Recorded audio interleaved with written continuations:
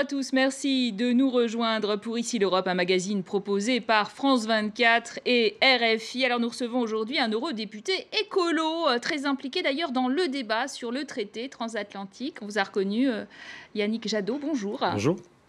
Alors, vous êtes entré en politique en 2008 et au Parlement européen en 2009 en tant qu'élu vert. Auparavant, vous avez milité dans la mouvance altermondialiste, puis à Greenpeace France, dont vous avez été le directeur de campagne.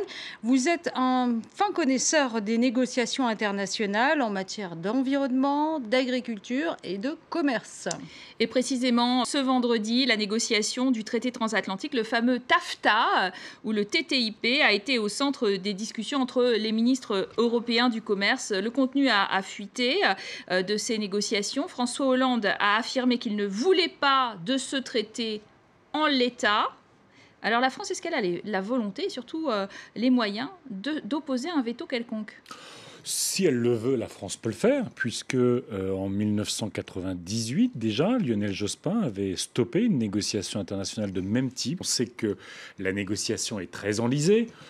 Au fond, quand on voit la campagne aux États-Unis, que ce soit Trump, Clinton ou Sanders, ils sont aujourd'hui plutôt sur une position contre le libre-échange. Et puis en Europe, au fond, les villes, les régions, les syndicats, les associations de consommateurs, les élus ont pris en main ce dossier, expriment de très vives critiques, de très vives réserves, parce que ce sont globalement nos choix de société qui sont sur la table des négociations uniquement sur le prisme du commerce. Mais là où je dis qu'il faut que le président de la République soit au fond cohérent avec sa critique du traité transatlantique, c'est qu'arrive devant les États européens et devant le Parlement européen l'accord de libre-échange avec le Canada, qui n'est pas le TAFTA ou le TTIP, qui est le CETA, et qui comporte exactement les mêmes risques. Mais là, le président de la République dit « Ah ben nous, le CETA, ça va ». Donc c'est une position au fond très, très gaullienne. Les Américains sont méchants, les Canadiens sont sympathiques. Mais non, l'enjeu, le CETA, donc cet accord avec le Canada, c'est le cheval de Troie du TAFTA. Au fond, c'est exactement la même logique. Notre santé, notre environnement, notre capacité à porter nos choix dans des lois qui sont remis en cause. Vous êtes opposé à ce traité. Est-ce que ça veut dire pour vous qu'il ne faut pas conclure, pas négocier de traité avec les États-Unis, ou alors est-ce qu'il en faut un quand même? Est-ce que c'est utile et quel pourrait être le bon traité? Moi, je rêve d'un beau partenariat avec l'Amérique du Nord, que ce soit les États-Unis ou le Canada ou le Mexique. Mais quels sont les enjeux aujourd'hui?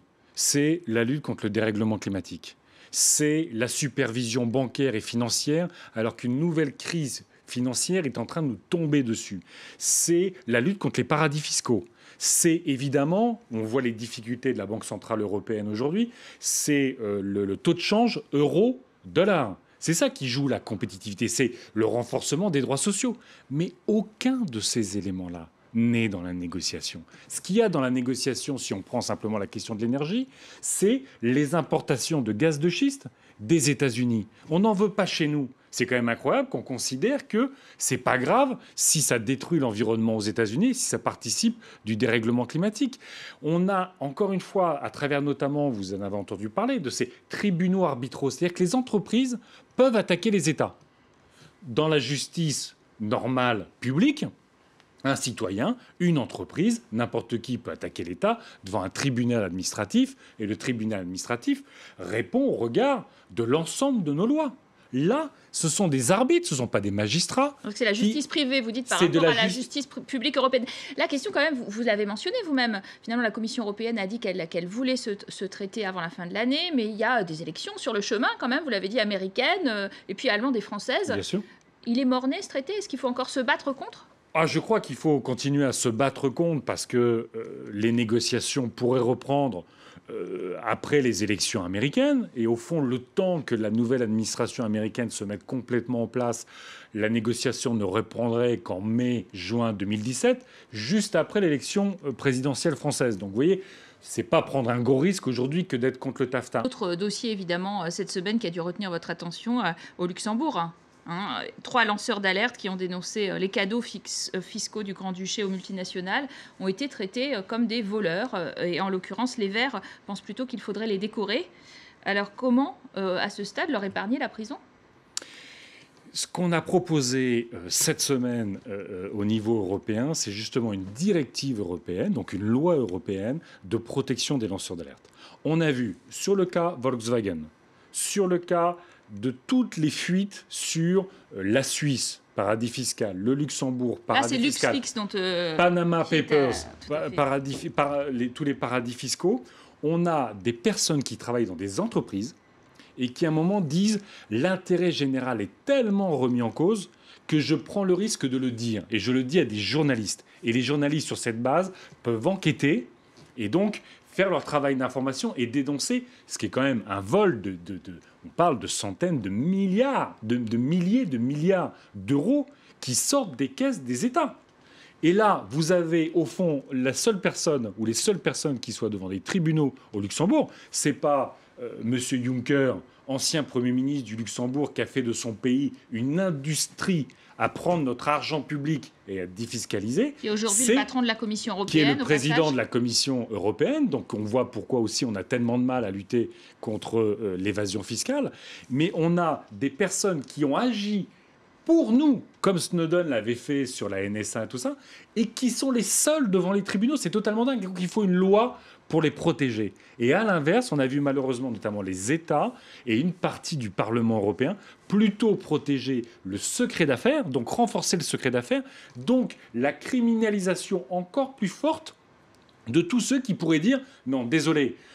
C'est pas parce que la Société Générale, BNP, tout ça, c'est des informations qui leur appartiennent que je divulgue dans le grand public que je dois être condamné. Au sommet anticorruption à Londres, qui s'est tenu ce jeudi, il y a une déclaration commune et puis des engagements concrets de certains pays, notamment le Royaume-Uni, qui veut désormais que les sociétés offshore qui possèdent des biens, des logements au Royaume-Uni, eh bien, révèlent l'identité du propriétaire.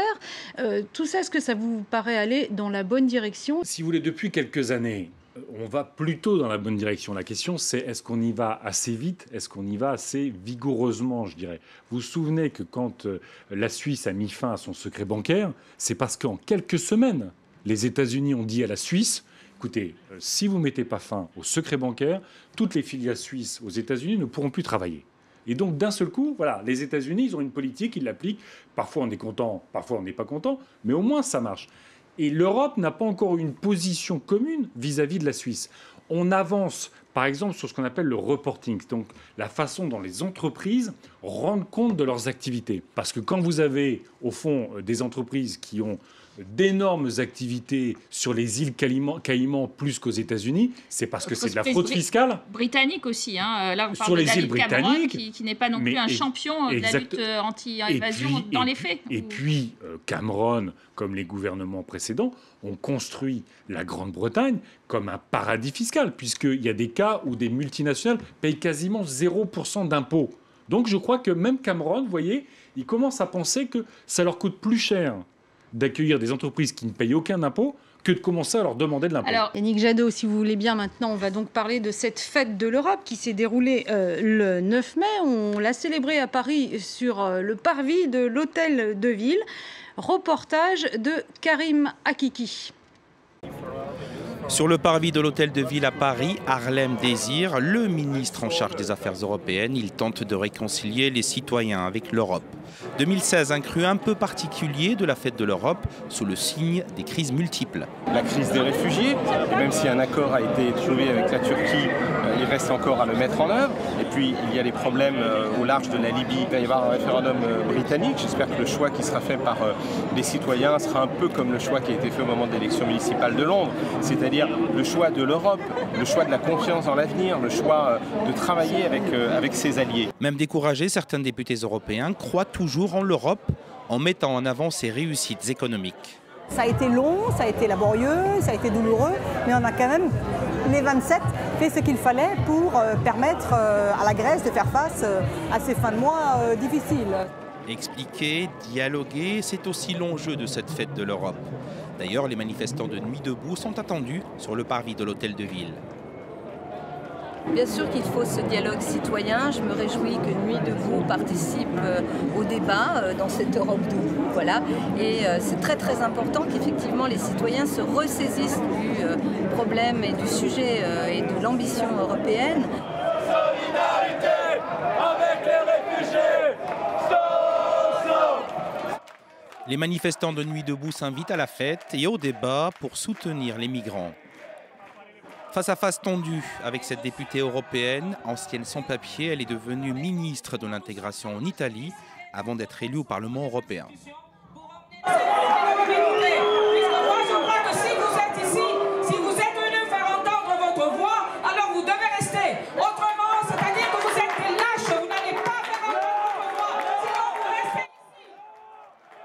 Une fois le calme revenu, le débat a pu enfin s'installer.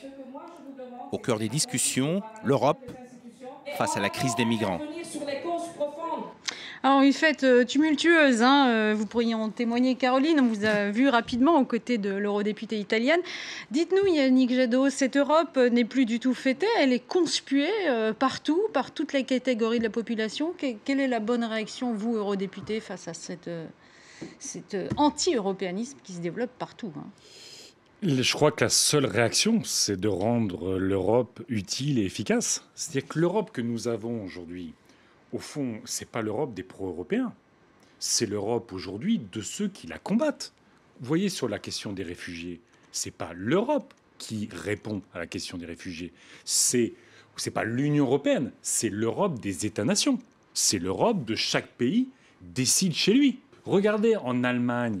Quand Madame Merkel, qui a été sur ce dossier, notamment au début, l'honneur de l'Europe, qui a dit « c'est pas simple, c'est un défi extraordinaire, mais nous, peuple allemand, moi qui ai vécu derrière le rideau de fer, moi qui suis chrétienne, je dis que c'est notre responsabilité de les accueillir et on va faire en sorte. Ouais. » Mais à partir du moment où, en Allemagne, ça remplit les gymnases, ça remplit toutes les salles communales, et que l'Allemagne est la seule à faire le boulot, ça devient dur en Allemagne. Ouais, parce que l'Autriche, elle ne fait plus le boulot, par exemple. Quand on regarde ce qui s'y passe, on voit que le prochain président pourrait bien être d'extrême droite en Autriche. Le second tour va opposer le week-end prochain Norbert Hofer, candidat du FPE, donc le parti d'extrême droite, à un écologiste, Alexander Van der Bellen. Comment on en est arrivé là ? On en est arrivé là parce que, effectivement, on l'a dit peut-être sur les questions de commerce, l'Europe apparaît pour beaucoup comme une petite mondialisation libérale. Les Européens, je crois, attendent de l'Europe qu'elle les protège sur la santé, sur l'environnement, sur les droits sociaux, qu'elle protège leurs industries, et qu'aujourd'hui, elle voit bien qu'au fond, les rapports de force politiques sont plus vers le libéralisme, vers l'autorité, vers les égoïsmes nationaux, que la défense de l'intérêt général européen. Donc à partir de là, les citoyens ne se sentent pas protégés, on les agite avec des peurs permanentes, alors qu'au fond, ceux qui arrivent, notamment en Autriche, c'est des gens qui arrivent fracassés. Et ils arrivent pour contribuer fortement à la dynamique des sociétés. Mais on leur fait tellement peur qu'au fond, on parle tellement aux tripes des citoyens européens et on ne parle pas à leur intelligence. Quand le président Hollande dit « on fait notre boulot sur les migrants », sur les demandeurs d'asile, alors qu'on en accueille 30 000 sur 2 ans, ce qui arrivait en Allemagne il y a encore quelques mois, tous les week-ends. Donc on ne faisait pas notre boulot. Le danger, s'il y a un président autrichien d'extrême droite, et l'extrême droite autrichienne, c'est pas des rigolos, hein. Je veux dire, ils n'ont pas totalement rompu avec le néonazisme et tout ça.